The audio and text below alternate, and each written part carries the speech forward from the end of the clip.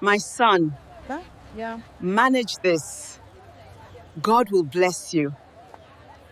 The morning Ruth found the boy sleeping under her fruit stand.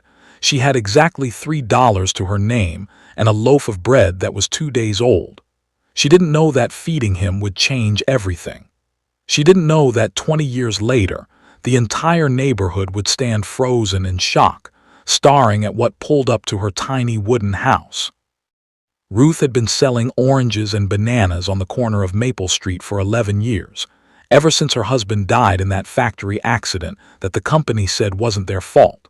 The insurance money ran out after 6 months.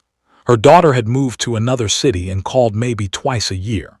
Ruth was 53 years old. Her hands were rough like tree bark, and every night she counted coins by candlelight because the electricity bill was 3 months overdue. The boy looked about 7 years old, maybe 8. His clothes were torn in 5 different places and his feet had no shoes. When Ruth bent down to wake him, she saw his lips were cracked and bleeding from thirst. His name was David, he told her in a voice so quiet she had to lean closer. He had no parents, no home, no one. Ruth looked at the bread in her basket. It was supposed to last her 3 days. She broke it in half and gave him the bigger piece. He cried while he ate it.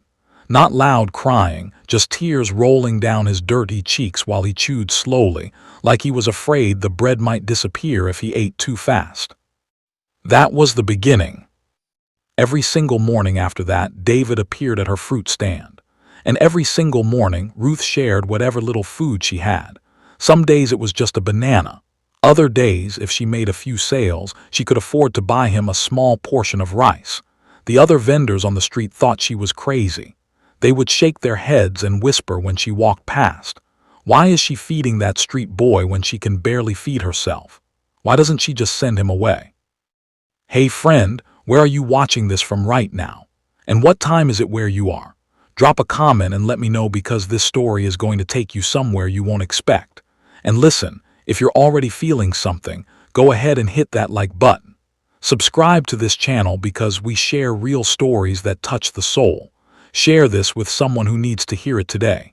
Now let's continue because what happens next will break your heart before it heals it. Ruth never answered those whispers. She just kept sharing her food. Months turned into years. David grew taller, stronger. He started helping her carry the fruit crates, arrange the oranges in neat rows, chase away the thieves who tried to steal from her stand. He never missed a single day. Rain or sun, he was there. And every evening when Ruth counted her coins, David would sit beside her in the candlelight and watch her tired face with eyes full of something she couldn't quite name. When David turned 12, he told Ruth he wanted to go to school. She looked at him for a long time without speaking. School cost money. Books cost money. Uniforms cost money. She was already skipping meals 4 days a week just to keep the fruit stand running. But when she saw the hope shining in his eyes, something inside her chest cracked open. She started waking up at 3 in the morning instead of 5. She walked 6 miles to the farm instead of 4 to get cheaper fruit. She sold every single piece of jewelry she owned, including her wedding ring. It nearly killed her to let that ring go, but she did it anyway. She enrolled David in the government school down the road and bought him 1 uniform, 2 notebooks, and 3 pencils. The boy cried for an hour straight when she told him. He held on to her like she was the only solid thing in a world made of water. And Ruth, who hadn't cried since her husband's funeral, felt tears sliding down her face too. David became the smartest student in that school. His teachers couldn't believe it. How could a street orphan who started learning at 12 be solving math problems that 15-year-olds struggled with? But David studied like his life depended on it. Every night, under the same candlelight where Ruth counted coins, he read his books until his eyes burned. Ruth would fall asleep in her chair watching him, and he would cover her with the only blanket they owned before going back to his studies. When David was 16, something happened that changed the path of his life forever. A man in an expensive suit visited the school looking for students to sponsor for a scholarship program. He was a businessman from the capital city, and he only picked 3 students from the entire district. David was one of them. The scholarship covered everything. University fees, accommodation, food, books, everything. Ruth cried when David told her, but this time they were different tears. These were tears that tasted like goodbye. David left for the capital city on a Tuesday morning. Ruth packed him a lunch of boiled eggs and bread, the same food she used to share with him under her fruit stand all those years ago. She walked him to the bus station, holding his hand the entire way even though he was now taller than her. When the bus pulled away, David pressed his face against the window, watching her grow smaller and smaller until she was just a tiny dot, and then nothing. He promised to visit, he promised to write, he promised he would never forget her. For the first 2 years he kept that promise. Letters came every month, filled with stories about his classes, his new friends, the incredible things he was learning. Ruth couldn't read very well, so she paid the tailor's daughter 50 cents to read the letters out loud to her. She listened to every word like it was music, touching the paper with her rough hands, imagining David's life in that faraway city. Then the letters stopped coming. Ruth told herself he was just busy. University must be demanding, he's building his future. He hasn't forgotten me, but 3 months passed, then 6, then a year. She kept selling her fruit on the same corner, kept counting coins by candlelight, kept looking up every time someone walked past, hoping it might be him. 5 years went by like that, then 10, then 15. Ruth turned 70 years old. Her back was bent now, permanently curved from decades of carrying heavy fruit crates. Her eyesight was failing. Some days her hands shook so badly she could barely count her coins. The other vendors, the few who still remembered David, stopped asking about him. It was easier to pretend he had never existed than to talk about the boy who forgot the woman who saved his life. Ruth never stopped setting aside a small portion of her food, though. Every single day, she put 1 banana or 1 orange in a separate bag, just in case David came back hungry, just in case he remembered. The fruit would rot, and she would throw it away and set aside another piece the next day. It became a ritual, a prayer made of fruit and hope. One Tuesday morning, when Ruth was 73 years old, something strange happened. She woke up at her usual 3 a.m., but her body felt wrong, heavy. Her chest hurt. Her left arm was numb. She tried to stand up but fell back onto her mattress, gasping. This is it, she thought. This is how it ends. Alone in a dark room in a house that's falling apart with no one to hold my hand. She must have passed out because the next thing she knew, someone was pounding on her door. It was her neighbor, the tailor's daughter who used to read David's letters, now a woman with children of her own.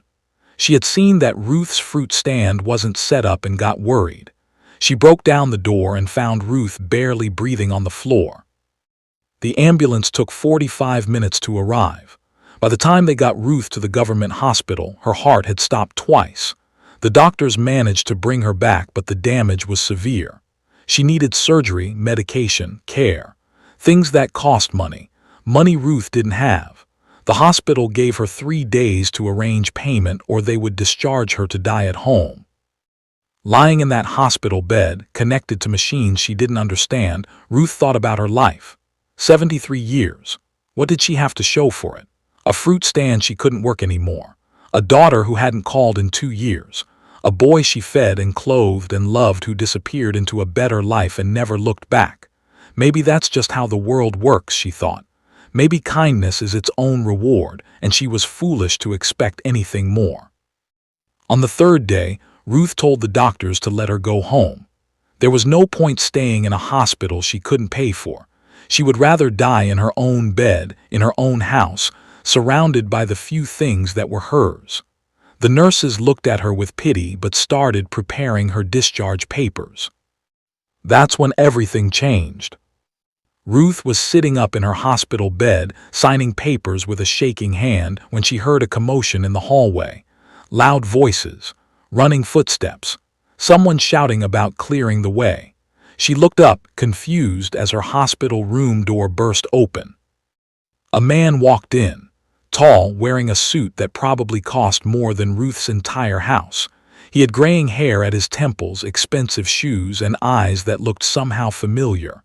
Behind him were three other people, doctors in white coats, a woman with a briefcase, a younger man holding a folder. The man in the suit looked at Ruth. His face went pale, his hands started trembling, and then, in a voice that cracked like breaking glass, he said one word. "Mama." Ruth's heart monitor started beeping faster. She stared at this stranger, this wealthy man who couldn't possibly be who her heart was screaming he was. But then he moved closer, and she saw it. The same eyes. The same small scar above his left eyebrow from when he fell carrying her fruit crates when he was 9. The same way his mouth trembled when he was trying not to cry. "David." He fell to his knees beside her bed. This man in his expensive suit, this stranger who used to be a starving boy under her fruit stand, grabbed her rough, worn hands and pressed them to his face. "I'm sorry," he kept saying. "I'm so sorry. I'm so sorry." The words poured out of him like water from a broken dam. "I got lost, Mama. I got caught up in building my life and I forgot to come back. I forgot the most important thing. I forgot you." Ruth couldn't speak. Her throat was closed. Her whole body was shaking. She just stared at him, this boy she loved, this man she didn't know, trying to understand if this was real or if she was already dead and this was some kind mercy her dying brain was giving her. David stood up and turned to the doctors behind him. "Whatever she needs," he said in a voice that didn't accept arguments. "The best care, the best doctors. Transfer her to the private wing immediately. I don't care what it costs. This woman saved my life. Now I'm going to save hers." Things moved very fast after that. Ruth was transferred to a private room that looked like a hotel. Teams of specialists examined her. Surgery was scheduled for the next morning. David never left her side. He held her hand through every test, every scan, every moment. And slowly, in between all the medical procedures, he told her his story. After university, he had started a small business. It failed. He started another one. That one succeeded. Then he started another and another. He built a technology company that grew beyond anything he imagined. He became wealthy, very wealthy. But somewhere in the chaos of building his empire, years slipped away. He kept telling himself he would visit Ruth next month, next year, when things settled down, when he had more time. Then one day, his assistant showed him a news article.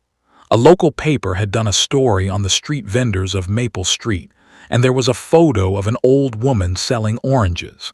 The caption mentioned that she had once helped raise an orphan boy. David saw that photo and his entire world stopped spinning. He dropped everything, canceled meetings, postponed deals, got on a plane that same day. He went to Maple Street to Ruth's fruit stand, but she wasn't there. The other vendors told him she was in the hospital, dying, unable to pay for treatment. David actually ran through the streets to the hospital. And now here he was, 20 years too late, trying to make up for 2 decades of silence. Ruth listened to all of this with tears streaming down her face. When he finished talking, she reached up with her trembling hand and touched his cheek. "You came back," she whispered. "That's all that matters. You came back." The surgery was successful. Ruth's heart was repaired, but David didn't stop there. While Ruth recovered, he bought her house and completely renovated it. New roof, new floors, electricity, running water, everything. He bought the empty lot next to her house and built a community center in her name, a place where street children could come for free meals and education. He hired teachers, cooks, counselors. Everything Ruth had done for him alone, he was now doing for hundreds. When Ruth was finally released from the hospital, David drove her home himself. And that's when she saw them, the luxury cars, 5 of them parked along Maple Street, gleaming in the morning sun. The entire neighborhood had come out to watch. People lined the streets, staring, whispering, "Is that Ruth? Is that the boy she used to feed? Look what he became. Look what she did." David helped Ruth out of the car, supporting her gently. The crowd parted as they walked toward her house, and Ruth saw it. Her tiny wooden structure was gone. In its place stood a beautiful home, simple but solid, with a porch and a garden and solar panels on the roof. Tears blurred her vision. This can't be real, she kept thinking. This can't be real. But it was real. David guided her inside, and Ruth saw furniture she had only dreamed about. A real bed, a kitchen with a stove and a refrigerator, electric lights that came on with a switch. Everything she had lived without for decades, suddenly here, surrounding her like a warm embrace. The other vendors from Maple Street were invited inside. The same people who had whispered about her foolishness for feeding a street boy. They stood in her new living room, speechless. David stood beside Ruth and addressed them all. "This woman," he said, his voice thick with emotion, "gave everything when she had nothing. She fed me when she was starving. She sent me to school when she couldn't pay her own bills. She loved me when the world said I was worthless. I am who I am because of her. And I will spend the rest of my life trying to be worthy of what she gave me." Ruth couldn't hold it anymore. She broke down completely, sobbing into her hands, her whole body shaking. David wrapped his arms around her, this boy she saved, this man she raised, and they cried together while the neighborhood watched and understood, maybe for the first time, what love actually looks like. In the weeks that followed, David stayed in the city. He moved his main office there just to be close to Ruth. Every morning he had breakfast with her. Every evening he sat with her on her new porch and they talked about everything.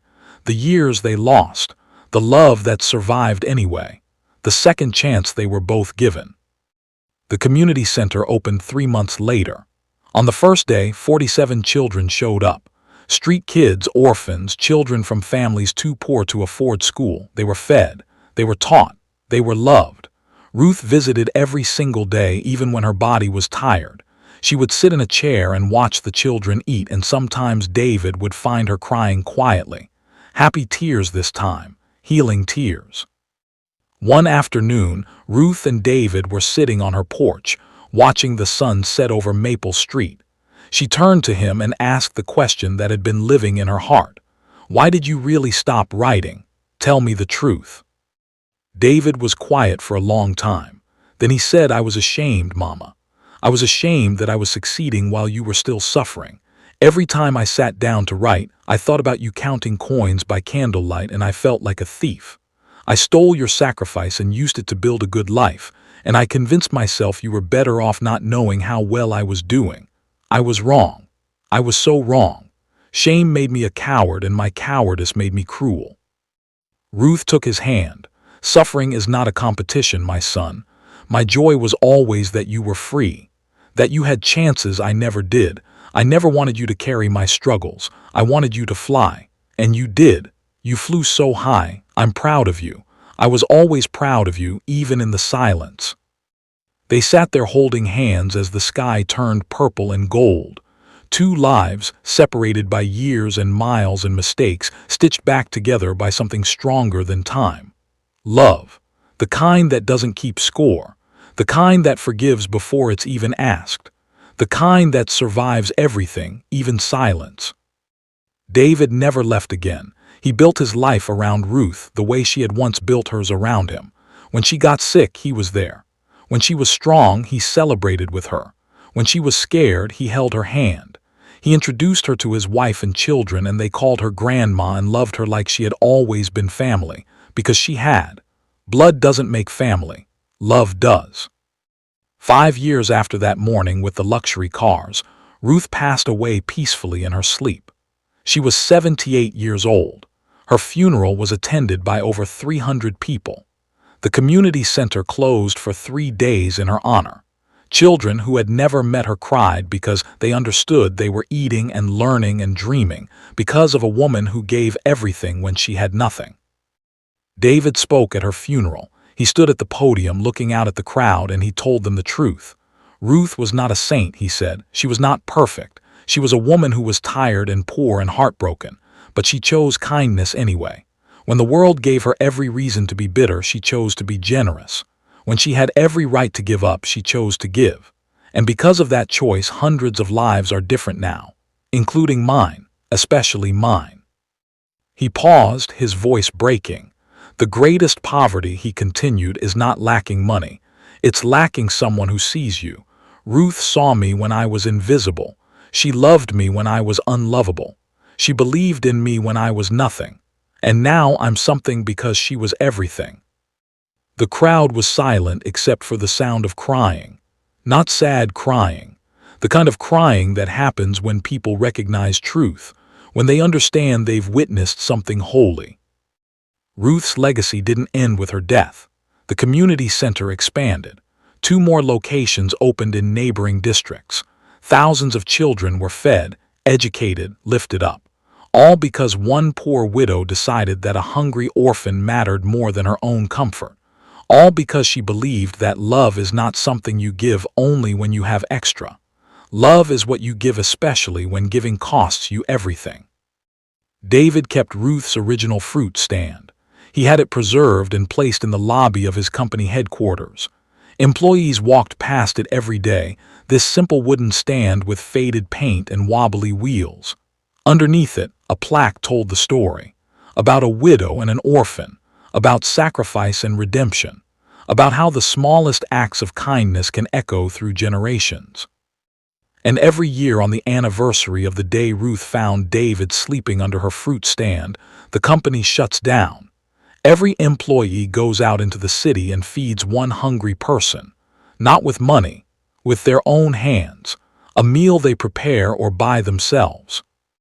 One act of kindness, multiplied across hundreds of people, rippling out into the world the way Ruth's kindness rippled into David's life, and then outward, further and further, touching people who would never know her name but who were living better lives because she existed. That's the thing about kindness. You can't always see where it goes. You can't track its impact like money in a bank account, but it grows, in the dark, in the silence, in the hearts of people who were touched by it. And sometimes, if you're very lucky, you get to see the harvest. You get to witness the moment when the seed you planted in poverty becomes a tree that feeds multitudes. Ruth planted that seed with trembling hands and an empty stomach. She watered it with her own hunger, her own loneliness, her own tears. She never knew if it would grow. She just knew she had to plant it anyway. Because that's what love does. It gives without guaranteed return. It sacrifices without certain reward. It believes in invisible futures and impossible gardens. And sometimes on random Tuesday mornings, when you've given up hope that anything you did mattered, luxury cars fill the street. Prayers get answered, seeds become forests, and you realize that nothing you gave in love was ever wasted. Every meal shared, every sacrifice made, every moment of choosing kindness over bitterness. It all mattered, it all counted, it all grew into something more beautiful than you could have imagined. The moral lives in Ruth's worn hands and David's tears. It lives in the community center that feeds children every day. It lives in the truth that you are never too poor to be generous, never too broken to love, never too forgotten to matter.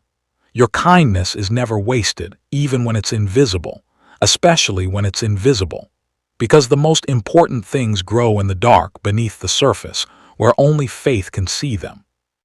Plant your seeds, share your bread, love the forgotten ones, not because you'll get rewarded, not because luxury cars will show up, but because kindness is its own country and generosity is its own wealth, and love that costs you everything is the only love that changes the world.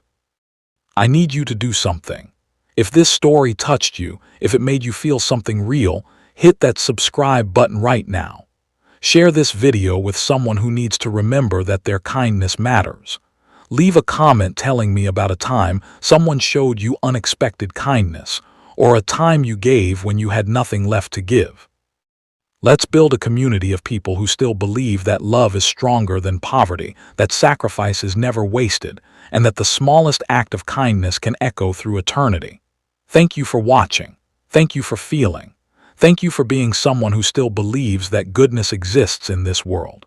Now go out there and be someone's Ruth. Be the person who sees the invisible and loves the forgotten. Be the kindness you wish you had received. The world is waiting for you.